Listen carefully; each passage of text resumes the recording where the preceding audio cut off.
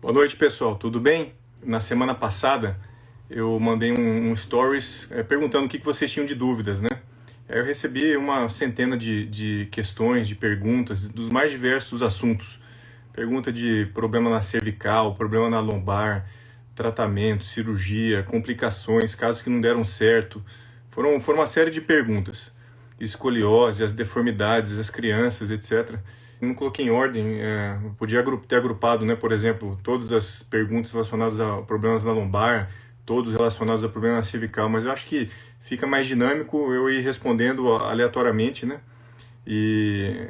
porque daí eu não fico separando por grupos, então tem pessoa que está mais interessada numa parte do que na outra, então todo mundo vai poder escutar durante todo o tempo alguma coisa sobre problemas semelhantes, tá? A primeira questão que veio aqui foi sobre estenose lombar. Então, a primeira coisa é saber o que é estenose lombar. A coluna lombar, ela tem um canal que é onde passa a estrutura mais importante, que é a medula e os nervos. Isso chama canal medular. Dentro desse canal, com essas estruturas, também tem um líquido que protege os nervos e protege a medula. O que acontece? Esse canal ele tem um tamanho, que é um tamanho já para o tamanho da medula, para o tamanho dos nervos, é adequado. Mas ao longo do tempo, outras estruturas podem aumentar de tamanho e ocupar esse espaço. E aí espremem os nervos e espremem a medula. Isso é o que a gente chama de estenose. Estenose é estreitamento, né? Dá uma apertada naquele canal, estreita o canal, fica fininho o canal. E aí o que acontece? Espreme esses nervos, o paciente começa a ter uma situação que a gente chama de claudicação. O que é claudicação? É aquela pessoa que caminha e aí depois de 100 metros, 200 metros, ela tem que parar. Porque começa a queimar as pernas, doer as pernas, formigar as pernas, ela tem que parar e sentar. Ela senta, fica um pouquinho ali sentada e logo ela já consegue se levantar e caminhar de novo. Então, ela fica fazendo essa sequência. Então, ela anda e para, anda e para. Isso chama claudicação. Isso é uma doença mecânica, tem que ficar claro, uma doença mecânica, ou seja, tem alguma coisa espremendo os nervos, espremendo a medula. Então não adianta, nesses casos, a gente pegar e dar remédio. O remédio vai aliviar um pouco a dor, mas muito pouco, um sintoma de formigamento, eventualmente. Mas para casos mecânicos assim, e que eu gosto de comparar sempre quando a gente dorme em cima do braço. Você pega e dorme em cima do braço, o que acontece? Depois de um tempinho fica dormente a tua mão, fica formigando a mão, dói. E aí você acorda, chacoalha a mão um pouquinho, começa a aliviar. E perceba que não melhora na hora que você tira a cabeça imediatamente. Melhora só depois de alguns segundos ou até alguns minutos, né? E na coluna é a mesma coisa, só que imagina, a compressão não durou minutos como durou aqui no braço quando a gente deita. A compressão durou meses, né? Semanas a meses, é muito tempo. Então o sofrimento dos nervos é maior. E aí nesse caso da estenose, a gente tem que abrir. E abrir como? Cirurgicamente. Para isso a gente tem cirurgias por técnicas menos invasivas, que conseguem fazer essa abertura, a gente consegue abrir esse canal, deixar ele amplo e permitir que os nervos funcionem adequadamente, tá?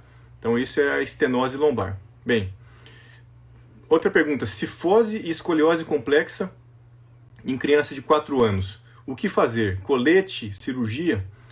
Isso é um assunto, para mim, muito agradável. Eu adoro tratar crianças, trato muitas crianças com deformidades, é um foco meu.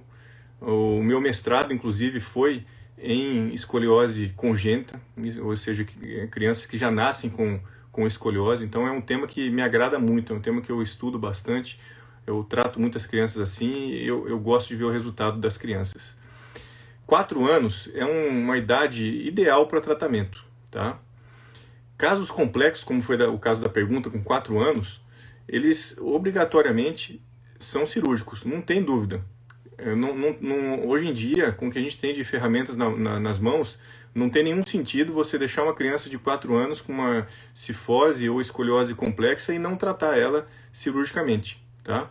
E isso é triste porque a gente recebe pacientes, às vezes, de outros estados, que alguns médicos informam de uma maneira errônea, falam que não tem o que fazer para os pais, e os pais acabam acreditando naquilo e deixam a criança sem tratamento.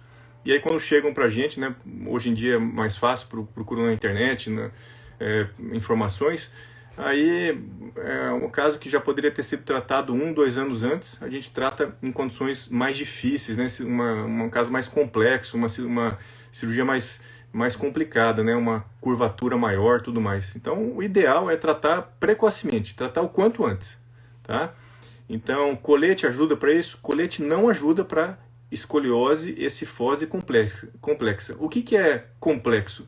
Complexo é que é muito grave, é uma curva muito grande. Então, curvas com 90 graus, né, 100 graus, são curvas complexas, são casos complexos. E esses casos devem ser tratados cirurgicamente. E mais, hoje em dia a gente tem um sistema de tratamento que é um sistema de crescimento, que chama. O que é esse sistema de crescimento? A gente coloca uma instrumentação nas pontas da curvatura. Então, a curvatura, imagina que a curvatura é um C. A gente coloca na ponta do C de baixo e na ponta do C de cima. E entre essas pontas, por baixo da pele, vai uma haste. E a cada 6 a 8 meses a gente vai lá e vai distraindo. Então a criança continua crescendo normalmente. E a curvatura vai se reduzindo gradualmente. E quando ela chega na fase da adolescência, na fase de maturidade óssea, a gente faz a cirurgia definitiva. Então os resultados são excelentes. O tratamento é cirúrgico realmente. E não há justificativo para tratamento conservador nesse tipo de caso. Tá bom? Bem, um paciente pergunta assim, operou 2 vezes a cervical e ainda tem radiculopatia. Primeiro, o que é radiculopatia? Radiculopatia é uma irritação de uma raiz nervosa cervical, tá? Ou lombar, mas no caso aqui foi uma pergunta em relação à cervical.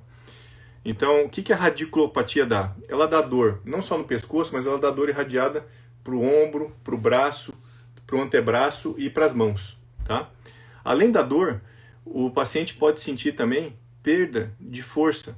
Então ele pode ter uma perda de força ou às vezes até atrofia. O que é atrofia? É o músculo ficar menor. Então você compara um lado, um ombro está menor do que o outro, né? Porque o músculo deltoide, que é esse músculo do ombro, ele diminui.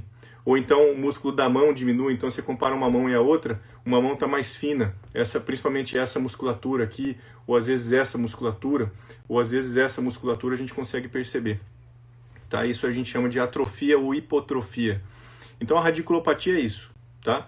E aí ele quer saber, operou 2 vezes na cervical e ainda tem radiculopatia. Bem, isso a gente tem que investigar. Não dá para a gente responder taxativamente o que aconteceu, qual é o problema. Tem uma série de causas. A gente tem que fazer exames, detectar se ainda há compressão, ou seja, se o nervo ainda está espremido, né? Seja por hérnia, seja por um osteófito, que é um ossinho que cresce, seja por alguma estenose, a gente tem que detectar isso. E a partir disso a gente vai fazer o tratamento, tá? Então o mais importante é identificar, fazer exames, identificar para depois propor o próximo tratamento, né? O fato de ter feito 2 cirurgias, ele não quer dizer que o problema foi sanado, né, da descompressão, tá? E tem uma possibilidade também do paciente ter ficado com uma lesão crônica, que é uma irritação do nervo que fica para sempre, realmente. Um caso mais difícil de tratar, que vai merecer tratamento com remédios e eventualmente outras técnicas que são discutidas caso a caso, tá? Dúvidas de pós-operatório. Eu vou falar grosseiramente o que a gente tem, o que eu passo para os meus pacientes no pós-operatório, só para vocês entenderem o que esperar numa cirurgia de coluna lombar, numa cirurgia de coluna cervical ou numa cirurgia de escoliose, né, que são os 3 grupos de cirurgias mais comuns. Bem, na cirurgia de coluna lombar, eu praticamente só uso as técnicas minimamente invasivas, né? Como a gente até falou na live anterior, na semana passada. Quem quiser, procura aí no YouTube, no meu canal, que tem uma live inteira discutindo esse assunto. Então, nessas cirurgias minimamente invasivas, a rotina é mais ou menos assim. A gente opera num dia, dá alta no dia seguinte. Então, o paciente em casa já pode subir escada, fazer caminhada simples dentro de casa, etc. 5 a 7 dias ele volta a dirigir, 7 a 10 dias ele volta para um trabalho burocrático, 21 dias volta para uma atividade muscular, uma caminhada, uma bicicleta leve, alguma coisa assim, e 6 semanas ele volta para uma atividade de fortalecimento, seja um fortalecimento com pilates, seja um fortalecimento com fisioterapia motora ou musculação propriamente dito, tá? Essa é a recomendação. Na cervical é muito semelhante. Na cervical, eu às vezes encurto alguns dias essa recomendação, ou seja, em vez de voltar com 3 semanas para a caminhada, eu às vezes recomendo voltar com 2 semanas para a caminhada, a depender da dor do paciente, da recuperação dele. E ao invés de voltar com 1 mês e meio para o fortalecimento, eu recomendo voltar com 1 mês. Tá? Isso é o que muda, às vezes encurta um pouco, porque na cervical o paciente em geral tem menos dor, é uma recuperação um pouco mais rápida. Tá? E para a escoliose? Escoliose é uma cirurgia que a gente considera uma cirurgia grande, só que ainda que seja grande, a gente consegue também minimizar essas agressões. Então o paciente opera, isso grosseiramente, né, no geral. A gente opera num dia, passa um dia na UTI e depois ele vai passar em torno de 3 a 4 dias internados no hospital. E nesse período caminhando, levantando, a fisioterapia vai mobilizando esse paciente e depois esse paciente indo para casa. Como em geral são crianças ou adolescentes, eu recomendo eles voltarem para a escola, para as atividades escolares, depois de 2 semanas, tá? Mas por conta da questão de dor, de incômodo, etc. E aí 1 mês volta para uma caminhada e 2 meses volta para uma atividade muscular. Tá? Então é mais ou menos essa a rotina.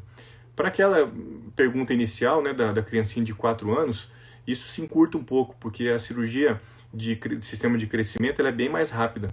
Como são 2 cortezinhos pequenos, um na parte de baixo da coluna, um na parte de cima, a recuperação também é muito rápida. Então para esses pacientes a gente encurta esses tempos bastante. Interna num dia, dá alta às vezes no dia seguinte ou no segundo dia, né? E aí vai voltando tudo mais rapidamente, tá? É mais ou menos isso. Uma outra questão, cervicobraquialgia. O que é cervicobraquialgia? Na verdade, a cervicobraquialgia é uma irritação de uma raiz nervosa que sai do pescoço. Então, tem vários nervinhos que saem do pescoço. Tem nervos que vão aqui para essa região da escápula, tem nervos que vão para o ombro, nervos que vão para o braço, para o antebraço e para as mãos. Tá? Qualquer um desses nervos que sejam incomodados, eles podem dar sintomas. Quais são os sintomas? O sintoma, basicamente, é dor. O primeiro sintoma, o mais comum, é a dor, associado à perda de força e à atrofia da musculatura, como eu disse naquela resposta da pergunta prévia lá, né? Então o paciente vai sentir essas questões. Formigamento, ele começa a não sentir direito uma parte, o paciente que vai pegar alguma coisa e escapa da mão, começa a perceber que está difícil para abrir um pote. Então isso aí tudo pode ser consequência dessa cervicobraquialgia. E muita dor cervical também, isso é muito comum. O paciente refere dor na coluna cervical. É o paciente que tem dor, incômodo para dormir, não tem posição, acorda com o pescoço dolorido, daí se movimenta um pouquinho, dá um certo alívio, né? Então são situações como essa que a gente acaba vendo. E aí para cada tipo de dor, a gente tem que fazer obviamente exames, fazer a junção clínica, ou seja, pegar o raio-x, a tomografia, a ressonância, juntar com as queixas do paciente, para daí oferecer o diagnóstico e perceber o tratamento desse paciente. Como aliviar a dor cervical? Isso é difícil falar, né? Porque é muito individual. Tem paciente que vai conseguir resolver a dor cervical só colocando uma bolsa de água quente, por exemplo, aqui na região da cervical. Isso em casos onde o problema é principalmente muscular, né? Uma tensão muscular, alguma coisa assim. Outros pacientes vão conseguir resolver as suas dores na fase de fortalecimento. Então inicia um processo de fortalecimento de musculatura de core. O que é core? Core é o centro, é a musculatura que compõe o centro da coluna ali, que dá sustentação na coluna. Então essa musculatura do pescoço, essa musculatura do trapézio, tá? Então toda a musculatura que sustenta o pescoço.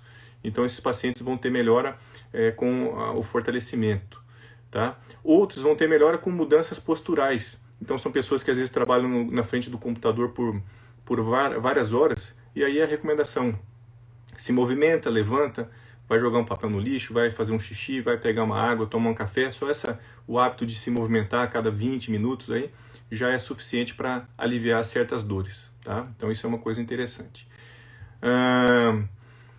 Escoliose 80 graus. Segundo a paciente, a cirurgia é impossível. Bem, esse termo impossível é uma coisa que eu não concebo. Impossível não é uma coisa que eu possa olhar um paciente e falar: eu não tenho o que fazer por você. Eu acho que o médico, principalmente o especialista, pessoas que trabalham com casos complexos, ele sempre tem alguma coisa para oferecer, tá? Eu adoro casos complexos, como eu gosto de casos complexos, acabo sendo procurado por pessoas com casos muito complexos. E isso me dá um prazer de poder ajudar essas pessoas. Às vezes pacientes que passaram na mão de outros médicos, em outros estados, outras cidades, e que não receberam uma expectativa, né? Uma esperança, e aí a gente consegue fazer, sim, sempre ajudar de alguma forma. Então isso é uma coisa que dentro da minha profissão eu gosto demais, é tratar esses pacientes complexos, tá? Então falar que é impossível, isso é fora do meu dicionário.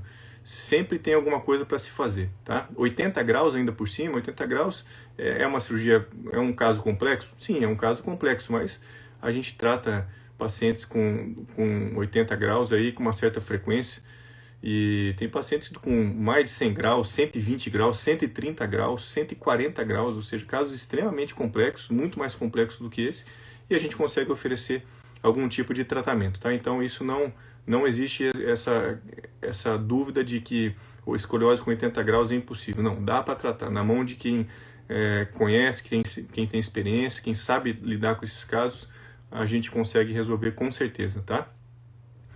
Dor lombar. Atividade doméstica prejudica. Isso aí provavelmente é o pessoal que está em casa na quarentena, né? Deve estar aquela discussão domiciliar ali, o marido e a mulher, um mandando o outro lavar a louça, o outro mandando lavar o banheiro, etc. E deve estar tendo essa discussão. Aí fala, eu tô com dor nas costas, e o doutor falou que é pior, é melhor eu parar. Então isso acontece, né? Bem, na verdade, assim, qualquer atividade que você for fazer, você tem que estar preparado para fazer aquela atividade, tá? Então eu sempre digo, chega o final de semana, a pessoa é sedentária, passa a semana inteira sem fazer nada, trabalha só burocrático, trabalha dirigindo carro, etc. E aí chega no final de semana, ela resolve carregar o sofá, empurrar o armário, fazer essas peripécias. Vai dar certo isso? Claro que não vai dar certo, vai dar errado. Uma hora a pessoa vai ter dor, vai ter um travamento na coluna, vai ter uma hérnia, vai ter alguma coisa ruim. Então, o que a gente recomenda? Que você esteja preparado para fazer aquela atividade. Então, uma pessoa que é sedentária, ela se dispõe a ficar lavando o chão da casa dela todo dia, também não vai dar certo, tá? Então, não é a atividade doméstica que prejudica a coluna. O que prejudica a coluna é o sedentarismo, é a inatividade. Pelo contrário, então, o que é a minha recomendação? Pode lavar louça, pode lavar roupa, pode limpar o chão, pode limpar a casa? Pode, problema nenhum. Desde que você esteja também fazendo o seu fortalecimento, preparando a tua coluna para aquela situação que você vai passar. Tá? Então não tem desculpa não, pessoal. Pode limpar a casa tranquilamente, mas não esqueça de fazer o seu fortalecimento. Isso é um recado que eu deixo sempre aqui nas minhas redes, né? O fortalecimento, a preparação da coluna. Já fiz várias lives também falando sobre o tema, já conversei com um médico que é especialista em fortalecimento, o Dr. Paulo Musi, sobre isso, conversei aqui com o Thiago Castro também sobre pilates, sobre rolfing, sobre técnicas de alongamento, etc. Então tudo isso coisas que ajudam na coluna. Então é só não deixar a coluna inativa, esse é o ponto, tá? Não tem desculpa para deixar a coluna inativa. Ser sedentário é muito ruim para a saúde, tá bom? Esse recado aí tem que guardar. Aí outra pergunta, aconselho a tomar colágeno? Essa é uma pergunta interessante. O colágeno, o que a gente sabe? O colágeno a gente sabe que para articulações pequenas, então os ortopedistas eles passam muito colágeno, principalmente para dores em articulações grandes, joelho, dores no quadril, tá? Essa situação é muito comum. Porém, para articulações pequenas, o colágeno não tem uma eficácia comprovada, tá? Não é que eu não recomendo tomar, é só que a literatura não me fornece dados aí de que ela ajude. Se você quiser tomar, mal não vai fazer. O máximo que vai acontecer é você estar gastando dinheiro à toa, mas não vai fazer mal. Então, a minha recomendação ela é muito individual, vou conversar com o paciente sobre o assunto, vou ver as condições dele, mas a princípio eu explico esse tipo de situação para a pessoa entender. Tá? O colágeno ele tem muita função sim nas grandes articulações, principalmente joelho e quadril, mas para articulações pequenas em geral, não tem um efeito assim de mudar a dor, melhorar, etc. Tá? Vamos ver. Escoliose, quando operar? Uma boa pergunta, né? Escoliose, a deformidade, o que é escoliose? Escoliose é você olhando de frente a pessoa, como eu estou aqui, a gente faz um raio-x e vê a coluna. A coluna, olhando de frente, ela tem que ser reta, totalmente reta. E na escoliose, essa coluna, olhando de frente, ela não está reta, ela está ou um C ou um S. Então, isso é a escoliose, é a deformidade olhando de frente, tá? Olhando no plano frontal. A escoliose, ela tem vários tipos de escoliose. Tem escoliose congênita, que é quando a criança já nasce com uma malformação vertebral. Tem a escoliose neuromuscular, que são das doenças neurológicas, das doenças musculares. Então, o paciente vai desenvolvendo um tipo de escoliose que é complexo em geral. Tá? Tem várias doenças, né? Mielomeningocele, neurofibromatose, distrofia de Duchenne, tá? Atrofia espinhal. Tem uma série de doenças que causam esse tipo de escoliose, deformidade neuromuscular. E cada um com uma apresentação completamente diferente. Então, cada uma vai merecer um tipo de tratamento diferente. Tá? Tem as escolioses idiopáticas. O que é idiopático? Quando vocês escutarem um termo idiopático na medicina, quer dizer que ninguém sabe de onde vem. Tá? Então a gente não sabe se a causa é genética, se a causa é exposição a algum fator externo, se é algum problema que o paciente deixou de ingerir alguma vitamina, algum nutriente. É uma causa que não está definida na literatura. Então isso se chama idiopático. Então, a escoliose idiopática, a gente não sabe a causa, mas a gente sabe a apresentação dela. Principalmente as meninas que desenvolvem a escoliose idiopática, é o mais comum. Então, meninas na fase da adolescência. Essa é a escoliose mais comum, a escoliose idiopática do adolescente, tá? O mais comum. Essa escoliose idiopática do adolescente, ela tem é o que a gente mais orienta, assim, o tipo quando tratar. Então, em termos gerais, em linhas gerais, a gente orienta que crianças até 40 graus de escoliose não merecem tratamento cirúrgico, tá? Até 40 graus. Para aquelas que ainda têm indicação de colete, que tem alguns critérios que a gente recomenda, a gente orienta usar o colete, tá? Então, até 40 graus, se tiver indicação, é colete. Entre 40 e 50 graus, aí são casos específicos que a gente vai conversar com a família, conversar com a criança, ver o grau de maturidade óssea dessa criança para a gente poder definir o tratamento e fazer a decisão. E pacientes acima de 50 graus, aí não tem muita dúvida, são casos absolutamente cirúrgicos. Tá? Então, casos que só vão melhorar com cirurgia, o colete, né, não tem nenhuma função. Tá bom? Então, isso é na escoliose idiopática. Nas escolioses neuromusculares, como eu falei, cada caso vai ter uma apresentação diferente e um tratamento diferente. Se a escoliose se apresentar na infância, por exemplo, aquele sistema que eu falei no começo da live, o sistema de crescimento ele vai ser excelente, é o que a gente vai escolher usar. Se já for numa fase mais tardia, aí a gente já pode fazer a cirurgia definitiva, tá? Então vai depender dessa apresentação. E a escoliose congênita, que é a malformação óssea, ou então a criancinha, o bebê já nasce com o osso mal formado, aí a depender também do tamanho da curva, a gente vai operar e vai tirar essa vértebra mal formada. Essa é uma cirurgia muito legal, uma cirurgia que eu gosto bastante, que inclusive quem desenvolveu a técnica para tratamento desse tipo de deformidade foi o meu chefe na Alemanha, o professor Harms, uma técnica que chama hemivertebrectomia, a gente tira aquela vértebra mal formada e eu gosto de operar bem cedo. Crianças aí, a menor criança que eu tenho operado é de 1 ano e 2 meses, mas quanto antes a gente operar, assim, crianças com 1 ano e meio, 2 anos, 2 anos e meio, são crianças ideais para a gente tratar, tá? Quanto mais tarde vai chegando o tratamento, se a gente deixar uma escoliose congênita numa criança de 8 anos, 9 anos, aí a coluna fica mais dura, a curva fica maior e a cirurgia fica mais difícil, tá? Por isso a preferência por tratar mais cedo. Então, basicamente, esses 3 tipos de escoliose são mais comuns aí na fase da infância, né, da adolescência. E aí tem um tipo de escoliose que chama escoliose do adulto. Isso aí, obviamente, ela vai se apresentar na fase adulta por um processo degenerativo. Então, é uma pessoa que tinha a coluna normal, nasceu com a coluninha dela boa, normal, mas o processo de desgaste natural da coluna, ele foi mais acentuado nessa pessoa e ela vai fazer uma escoliose principalmente na região lombar. E aí vai merecer um tratamento específico para esse tipo de problema, né?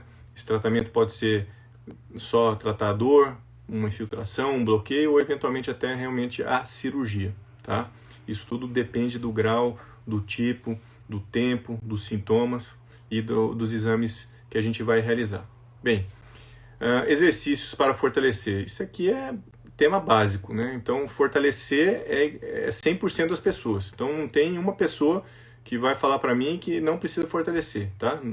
Não tem. Ah, mas eu tenho uma insuficiência cardíaca, eu não posso fazer exercício. Alguma coisa tem que fazer, porque senão a coluna não tem sustentação e ela vai sofrer, o paciente vai ter dor. Então, de alguma forma, esse paciente tem que fazer algum tipo de fortalecimento. A coluna gosta de músculo, isso é fato, ela gosta de músculo. Por quê? Porque o músculo sustenta ela. Então, você tem que dar músculo para a coluna. Como que você faz isso? Pilates, musculação, uma fisioterapia motora de fortalecimento. É só assim. Ah, doutor, mas eu faço caminhada, eu faço bicicleta, eu corro, faço natação, ando de qualquer coisa aí na água, etc. Não adianta, para a coluna não quer isso. Isso são as atividades aeróbicas, tá? Não estou falando para não fazer, muito pelo contrário, pode fazer tudo isso aí, são atividades importantes, aeróbicas, principalmente para o coração, para o pulmão, né, o sistema cardiovascular. É excelente. Mas para a coluna, o que importa não são as atividades aeróbicas. O que importa são as atividades de fortalecimento, atividades de produção de massa muscular, tá? O ortopedista disse que a dor é normal. Não tem dor normal. A dor é um sinal de alerta. A dor ela existe no indivíduo para nos alertar que tem um problema, tá? Então, algum médico lá falou para esse paciente que a dor é normal. Não, a dor não é normal. Então, tem vários tipos de dores. Tem alguns tipos de dores que são de difícil tratamento realmente. São as dores crônicas, as dores neuropáticas. São dores mais difíceis de serem tratadas, porque elas não têm uma causa anatômica, ou seja, não tem uma compressão, não tem alguma coisa apertando, não tem um tumor crescendo dentro do nervo, não tem nada disso. É só que o nervo se irritou, às vezes uma hérnia faz isso, né, e comprime essa raiz e ela fica machucada e gera dor para o resto da vida. É uma dor neuropática de difícil tratamento. Mas a gente, em geral, de alguma forma consegue tratar. Então, é normal ter dor? Não, não é normal. Tem que se investigar e aí chegar num tratamento. O normal é não ter dor, tá? Tem umas perguntas em espanhol, então eu pergunto se tiver alguém de outros países que falam espanhol, se manifestem aí pra gente responder, tá? Não tem nenhum problema, a gente tenta responder, se não, mande aí as perguntas por mensagem pra gente, que eu também posso responder para vocês depois, tá? Hay alguém de Paraguai, Peru, México, outros países que falam espanhol, não tem problema, se diga que puedo responder. Tratamento de escoliose do adolescente, eu já disse, né? Então é uma cirurgia que a gente pode fazer para pessoas com mais de 50 graus. São pessoas que merecem um tratamento.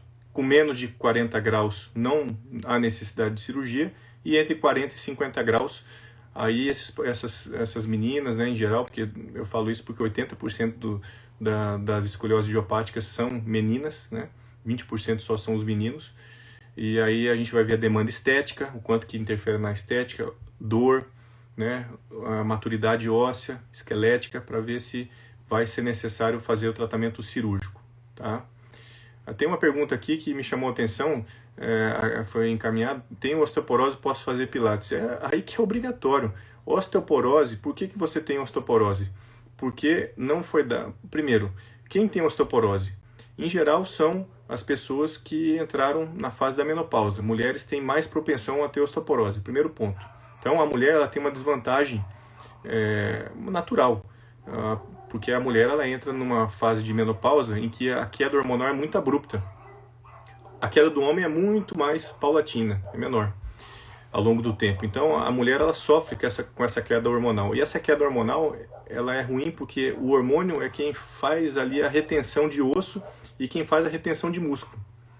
Então, como ela perde isso, ela tem mais propensão a ter osteoporose, mais propensão a ter fraqueza muscular. Por isso que você compara, às vezes, dois velhinhos de 95 anos, um homem e uma mulher, a senhorinha parece que vai quebrar, porque ela vai quebrar mesmo, porque ela é muito frágil, o osso é frágil, o músculozinho dela é fraco, tem que ajudar ela para se levantar, etc, né? E como que vai fazer para mudar isso? É fazendo atividade de fortalecimento, obrigatório. Quem quiser ter qualidade de vida depois dos seus 75, 80 anos, obrigatoriamente tem que fazer fortalecimento, tá? Para manter massa óssea e para manter massa muscular. Neurofibromatose. Uma pessoa de 29 anos pode operar? Claro, se tiver indicação, sem nenhum problema. Pode e deve operar, tá? Então, o fortalecimento é importante, tratamento conservador, mas pode operar. Se tiver uma deformidade grave, pode e deve operar.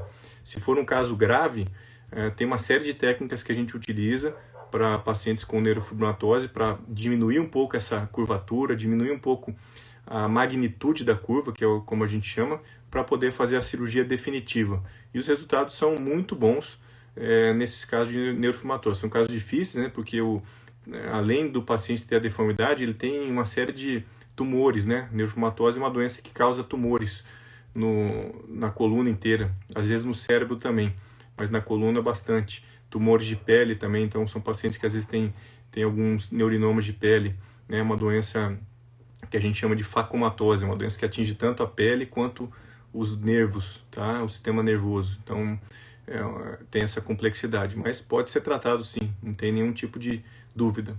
Espondilolistese, esse tem um tema legal. Espondilolistese, o que é espondilolistese? É o escorregamento da vértebra. Então a vértebra, ela funciona assim, é uma em cima da outra. Isso é o normal de uma vértebra. E a vértebra, a gente vai para frente, a gente vai para trás, a gente vai para o lado, para o outro, e a gente faz um pouquinho de rotação, né, que é girar o tronco. O que a vértebra não pode fazer? Escorregar. Se a vértebra escorregar, isso chama espondilolistese. E isso é uma instabilidade da coluna. Merece tratamento cirúrgico se o paciente tiver sintoma. Sim, com certeza. Se o paciente não tiver sintoma, obviamente não merece tratamento cirúrgico, não merece tratamento nenhum. A não ser a recomendação básica sempre de fortalecimento. Mas se o paciente tiver dores frequentes, se ele tiver compressão de nervos, porque a espondilolistese pode causar a compressão de nervos, aí esse paciente vai merecer tratamento cirúrgico. Como que é o tratamento cirúrgico? Bom, em geral a gente faz cirurgia minimamente invasiva para esses casos, cirurgia que a gente consegue estabilizar o paciente, a coluna dele, com uma agressão cirúrgica pequena, menor. Então opera num dia, vai embora para casa no dia seguinte, toda aquela recuperação que a gente falou inicialmente, tá? Olha só, dor voltou depois de 6 meses de cirurgia. Bem, isso tem que ser investigado. Para a gente saber por que a dor voltou depois de 6 meses, tem uma série de motivos. Tem que primeiro saber o tipo da cirurgia. Operou por qual motivo, tá? Aí depois a gente tem que saber se for uma hérnia, se colocou parafuso, se não colocou parafuso, tem que saber se a hérnia refez, tem que saber se o parafuso soltou, tem que saber um monte de coisa. Então, essa pergunta ela é muito ampla e a gente tem que ver individualmente. Dor no quadril. Dor no quadril é uma queixa que muitas vezes se confunde com a queixa de dor nas costas, tá? Isso a gente vê com frequência no consultório, pacientes que chegam com um tipo de dor, achando que às vezes na coluna e a dor é no quadril. E o médico que trata a coluna tem que, obviamente, identificar a dor no quadril e aí orientar o tratamento que for específico para isso, tá? A dor no quadril, em geral, ela difere um pouquinho da dor na coluna, porque ela tem uma característica de irradiar para a virilha. Então, as dores que vão para a virilha, em geral, são dores que são do quadril, tá? Então, isso é uma coisa importante. Fibromialgia e depressão na dor. Se vocês pegarem uma live que eu fiz aqui também, que foi bastante vista, com o Dr. Marcelo Pinheiro, um reumatologista, um grande reumatologista aqui de São Paulo, nós discutimos uma série de assuntos e discutimos também a fibromialgia, tá? Se pegar lá no nosso YouTube, tem com mais profundidade esse tema abordado. A fibromialgia é uma doença que é tratada muito pelo reumatologista, é uma doença que causa dor e que os exames são normais. Então a gente faz exames físicos encontra alteração, porém nos exames laboratoriais e nos exames de imagem, né, na radiografia, na ressonância, você não detecta nenhuma alteração que justifique a dor. E, em geral, o paciente tem dor em vários locais. Tem dor na musculatura, né, no ventre muscular da perna, da coxa, da lombar, da região cervical, da região frontal aqui no tórax, né, nos braços. Então é muito comum ter dores diversas, tá? Então, fibromialgia ela se comporta dessa forma, tá? E é muito bem tratada pelo reumatologista.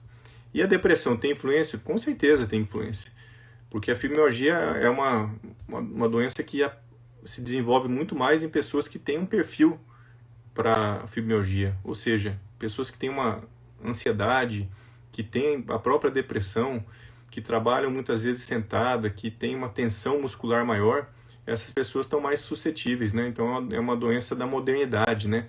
Dessa tensão louca que a gente vive hoje em dia, tá? Então é importante que essa relação fibromialgia e depressão, conforme foi perguntado. Fibromialgia é igual a protrusão? Não, absolutamente não tem nada a ver uma coisa com a outra.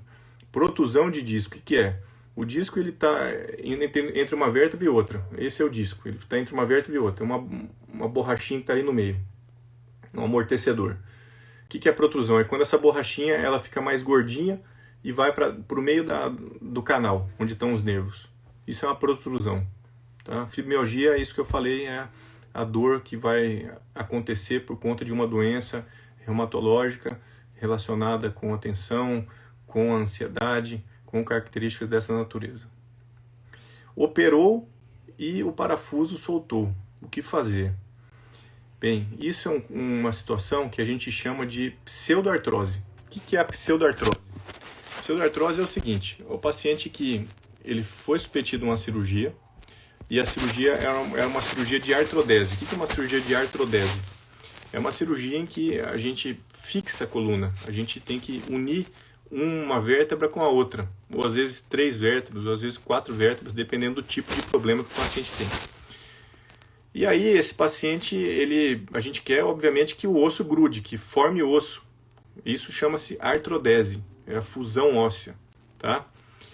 Porém, em alguns casos, paciente com muita osteoporose, né, com osso fraco, ou algumas técnicas cirúrgicas que não foram bem empregadas, uma série de situações podem causar a pseudoartrose, que é a não fusão, a não artrodese. E aí, nesses casos, depois de algum tempo, o parafuso pode soltar. E isso vai dar dor. Tá? Qual que é o tratamento para isso? É individualizado, a gente tem que ver, obviamente, ver o paciente, ver a condição óssea, ver os exames, mas, a princípio, há necessidade de fazer uma nova cirurgia para fixar essa coluna adequadamente. Tá? Então esse é o tratamento em geral. Pé caído sem operar. E agora? Puxa, isso é uma tristeza. O que é pé caído? É uma pessoa que teve uma hérnia na coluna lombar.